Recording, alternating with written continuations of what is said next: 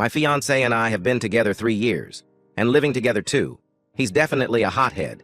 It's been a problem in the past, but he's a wonderful partner otherwise. He cooks, I clean, we both work, and we're best friends. We spend all our spare time together going on road trips, trying new foods, or just hanging out. He has in the past lost it over small things, followed someone home twice over driving, and he yelled at them. He's an angry driver in general. He thinks no one can drive and is often speeding through traffic. His angry driving is an everyday occurrence. I let him drive because it's not worth the stress if I drive because he doesn't like it. He punched a hole in a closet door after a stressful day at work, and I sarcastically replied to his mood. He immediately apologized when he calmed down the next day, but it scared me at the time. This was a year ago. His temper is an everyday thing, but it's never directed at me.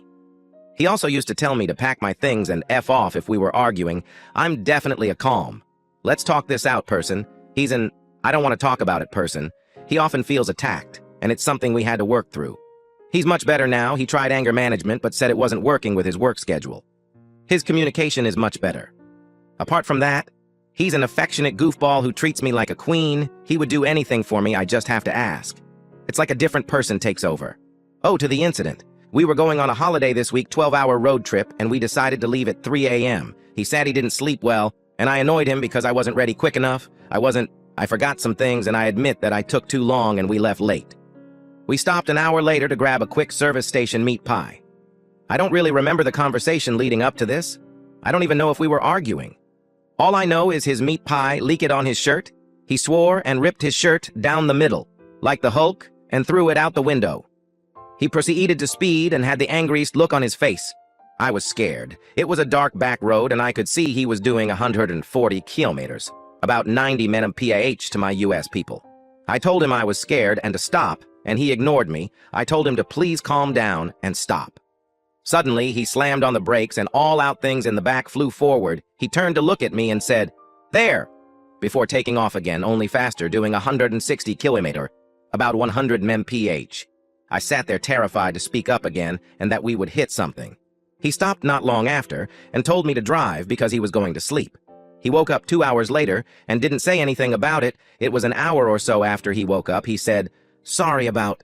Before I was really tired. I'm in shock. He doesn't seem to think it was a huge deal. It's been 2 days and we've just moved on from it. He said nothing happened and he knows how to control a vehicle, and why would he put himself in danger? I just need some advice. I'm starting to rethink this whole relationship based off this incident because I'm scared to tell my friends because they will hold judgments on him. Update: I'm so completely overwhelmed by the response from this group. I never thought I'd receive so many helpful and worried comments. I have 4 more days of this trip, and since so many are telling me to be careful, I am not going to do anything until I get home. You've all shown me it's time to tell my sister and brother what's going on. They live in the same city. Thank you again for all your help. I feel so rattled. I've never once thought it was abuse. I just thought he needed help and support. Update: 2 months later. Thank you to everyone who commented on my previous post. It's been a while since my original post, and a lot has happened. The end of the relationship was nothing short of a soap opera. I spent nights in bed next to him on our holiday reading Lundy Bancroft's book, and I was floored. All the comments were so eye-opening, even if I didn't want to believe it was that serious. So many things were hitting home. So many things I didn't consider abuse, but these were things I wasn't telling friends or family about. I was protecting him from anyone knowing what he was really like.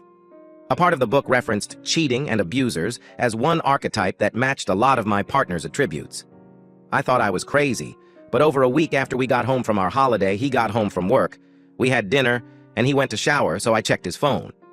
I repeated this for quite a few nights, gathering evidence. He has been cheating on me.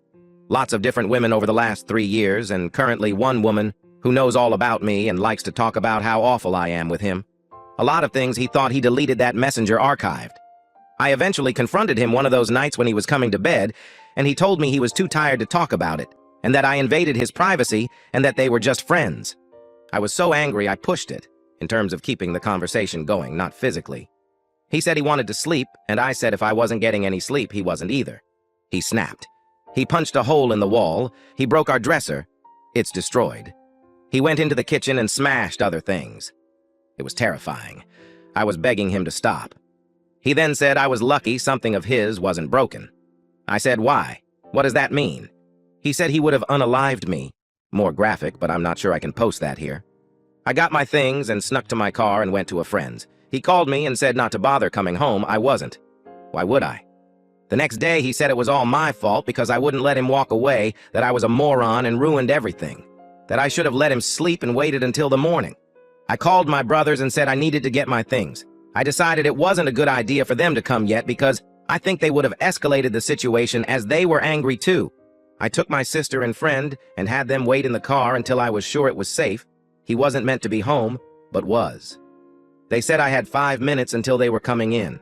I told him I'd come to get my things. He got emotional and said he never wanted me to see that side of him. I said we were done, and he got angry again and chased me into the garage throwing pillows at me.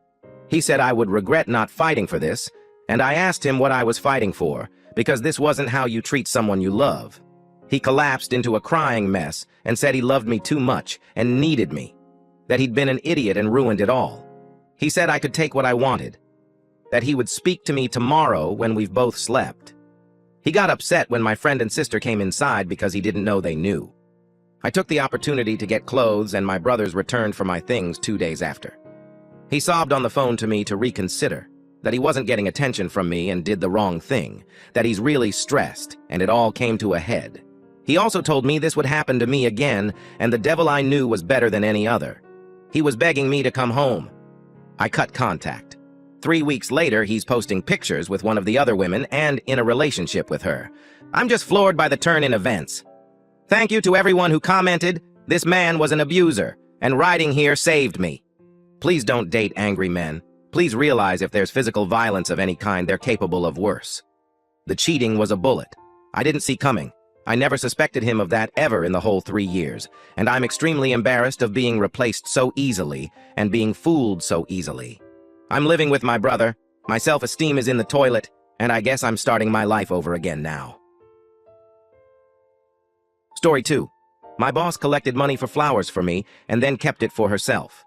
Unfortunately, 7 weeks ago, my dear grandmother passed away at 91. A co-worker of mine told me our supervisor collected money from our team for flowers as condolences for her death. No flowers were delivered from my supervisor and team to the funeral home. 2 weeks after the funeral, I found out a florist in town didn't deliver all their orders for my grandmother's funeral. I sent my supervisor a text explaining the flower mix-up we had experienced. In the text, I told her I was worried about not sending my gratitude to her and the team, as I never got the flowers. Also, I wanted to make sure she and the team were not out the money because of the inept florist. I included my appreciation for her and the team thinking of me. My supervisor replied she didn't order any flowers for the funeral, telling me not to worry, and thankfully they were not lost. Instead, she was planning to send something else to my new husband and I as a condolence. Then she added a flippant, "Sorry, I haven't gotten there yet." Now it has been 7 weeks since my grandmother's passing and 4 weeks since I sent the text about the flowers to my supervisor. My supervisor didn't follow through with sending my team's condolences for the death of my grandmother. My husband and I have not received anything from my supervisor or the team, but my boss still has their money, which is technically theft. Also, I'm feeling hurt by her lack of regard to my emotions about losing a very close loved one. My grandmother passed away 15 days after my wedding, which she couldn't attend due to the injury which led to her death. She was going to be the flower girl in our non-traditional ceremony, all of which I shared with my boss. It was a roller coaster of emotions in a short time frame. I'm uncertain of my course of action here. Should I go to HR? What should I say? My boss didn't take my money, but she did take my co-workers' money and didn't send their condolences. Do I tell HR I'm being treated unfairly as my boss didn't send me condolences like she has to others? She's made sure to send prompt bereavement gestures within 2 weeks for my coworkers with the family losses they've experienced in the past. It's not like it's required or expected for her or my coworkers to send condolences, though it is a considerate thing to do. I feel going to HR will make our already challenging relationship even worse, and she will be supported by them. HR will see it as a personal matter and she was just forgetful. She may get a small slap on the wrist, but I will pay big as the employee that tattled on her. Our team is only 7 people, so she'll definitely know it was me. Do I ask her again about sending the flowers gift? It already felt awkward when I contacted her before about the flowers, especially after her dismissive response. Also, I'm not certain how to approach it because it's a gesture of caring and other people's money that I'm asking her about. It just feels icky. Many people are telling me to just let it go, but others are saying she committed theft and to report her to HR. What do you think is the best way to handle the situation? I talked to two of my most trustworthy coworkers. One being the person who told me she thought my supervisor was sending the flowers for my grandmother's funeral. I expressed to them I had not received any condolences from my boss on their behalf and expressed my gratitude for their contributions when my grandmother passed. Both asked me if I felt they should mention anything to our supervisor. I told them that was up to their own discretion. I stopped there and decided to not pursue anything with HR. I felt like it was more important to move on. At least, I was able to say thank you to my closest colleagues. Then before our first staff meeting of the 2023 new year, our team was chatting together about our upcoming plans. I said that my husband and I were going to Florida in a few weeks to see my parents. This included visiting with my grandfather, who at 90 decided live in Florida with my parents after losing my grandmother. I had mentioned this new living situation to my supervisor and colleagues prior to this meeting. I kid you not, my supervisor, after I shared my upcoming plans, asks me, "How's your grandma doing in Florida?" Wait, what? Grandma? I quickly and rather coldly replied, "My grandmother has passed." My supervisor got bright red and tried her best to cover her tracks by saying, "Oh yeah, I meant your grandpa. I got confused for just a moment." I said nothing more. I didn't even acknowledge her clumsy attempts to correct herself.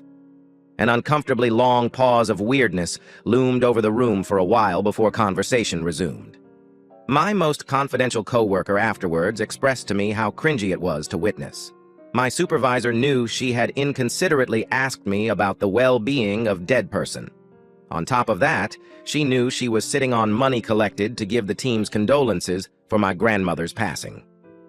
At beginning of March, I received a text out of the blue from my supervisor stating in a very professional manner, "I am so sorry. I just realized I have been remiss in sending a condolence gift from our team for your grandmother." Included was a $25 gift card to Starbucks. I sent the following text of gratitude, the team's texting thread. "Thank you everyone for the $25 gift card to Starbucks in memory of my grandmother passing in October. I appreciate the thoughtfulness." My supervisor, only 5 months down the road, and after sticking her own foot in her mouth, did finally produce the gift. In the end, she made good on her responsibility and promised to our team to provide a gift on their behalf. However, not before embarrassing herself in front of her team and giving me the opportunity to point out her massive tardiness.